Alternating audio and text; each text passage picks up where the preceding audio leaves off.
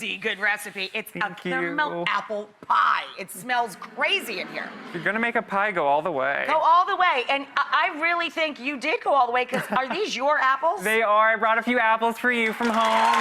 Isn't that adorable?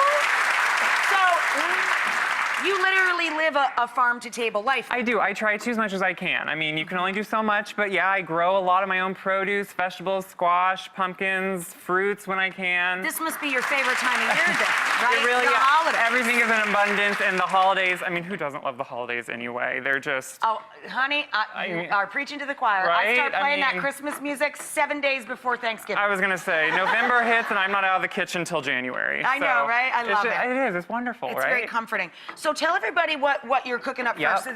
This is the caramel. That's right. And you know what? Caramel really scares a lot of people. It's really simple. We just melted 2 cups of sugar. So once it comes and gets this deep amber color, that's when you know you can kind of go however dark you want. I like it a little darker because it gets almost a little bit bitter notes, which can be really good in that caramel. I agree. Depth of flavor. Yep. And then you're just going to slowly off heat. I turned off the heat. Right. You're going to add in a little bit of heavy cream. Now, that's just going to really make that good saucy texture and feel. And as you can see, it bubbles up. That's okay. Don't get scared.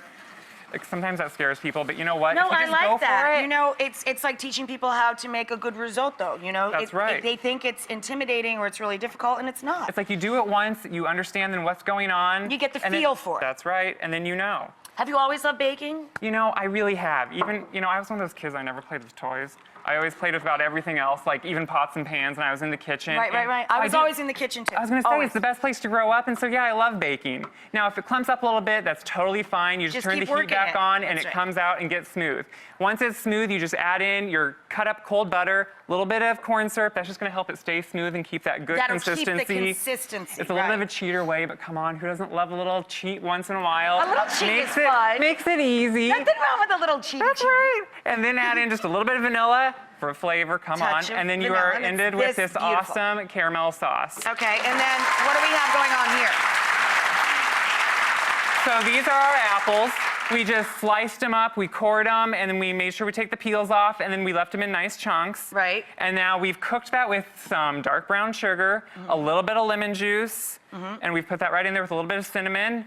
And we've just stirred that up just to par cook them a little bit. That just helps it go on a little bit quicker later on. That's right. Get it going. Cook it down a little bit. So to finish that off, once that's cooked a little bit, you can just insert a knife to see if they're a little bit tender, just to make sure they've started cooking. You want them still tender crisp. Right, a little bit tender crisp. You don't want to mush yet. We're not making applesauce. Okay. We can just add in our caramel, which we've prepared, 3/4 cup of it. And you added in a little Calvados? Did you add in apple brandy? To add in a little bit of Calvados. It just heightens that apple flavor. I mean... So you lace it, essentially, with a little apple brandy. Yeah, and you can have a little bit yourself, too, as you're doing it. That's fine. I mean, if you're going to be... Farm to table and rosy cheeks. Well, why not, right? Okay. Just stir it in there when it's warm. That way it melts right in there. And then once that's done, you just let it cool off completely because you do not... Oh, I think I was supposed to put him in here. No, you're good. No, it's okay? Yeah, you're good. Fine. Good. So you add that in there and you let it cool down completely because you don't want to add the cornstarch to the hot mixture. I gotcha. Because that's just going to clump it up. So once it's cooled down, we then add in our cornstarch, and that's just going to help tighten and thicken the pie, which you don't want a runny pie. No, runny pies are really unpleasant. They're just kind of everywhere. I mean, they still taste good, but... No, yeah, but that soupy thing, it's not fun, you know? So you just stir that all in there, and then that's your filling ready to go. Gotcha. And so then we go on to the crust, which we have started here.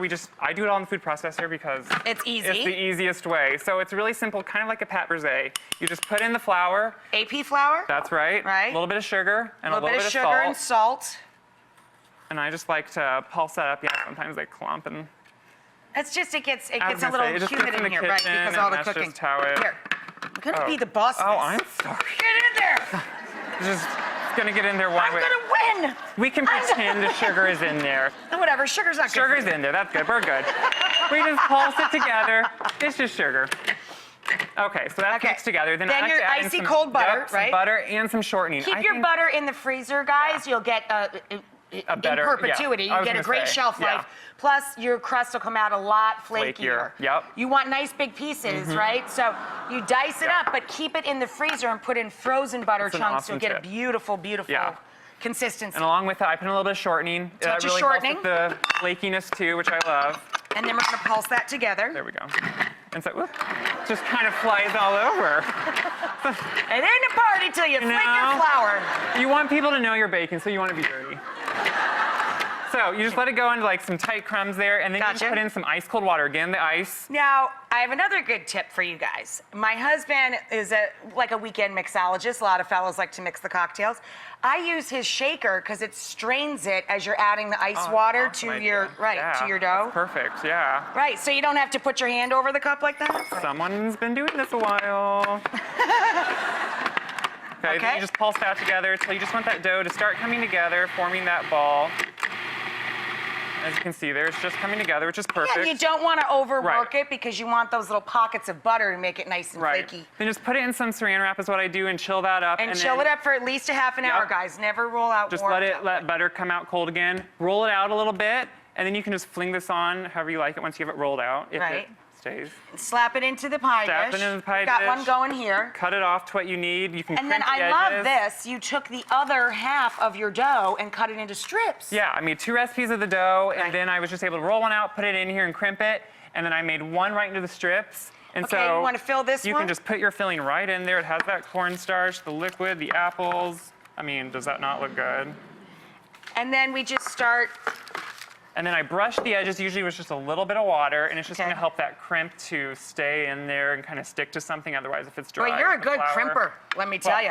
Thanks. I have crimping skills, you know. Okay, so show people how you make your lattice. It's really not hard to make a lattice. You just start laying them across. I like to lay one direction, then one the opposite. And then you can just keep going from there. Back and you kind of know. Beautiful. And so you can start going each side, and then you eventually will just lift one up when you want them to cross. I gotcha. And you put it back. Show off. Now, come on, everyone can do this. Here we go. Then once they're all on there, you can just take a knife kind of around and just cut them where you want. And just trim it up a little bit. Just clean it up. Easy. Slap on to that, what we just put down with the water, and then sprinkle it with the sugar, because, come on. Sugar. Yes, a little bit on top, give that crispy and it crust. gives that beautiful brown on the top. Look at that. Isn't that gorgeous?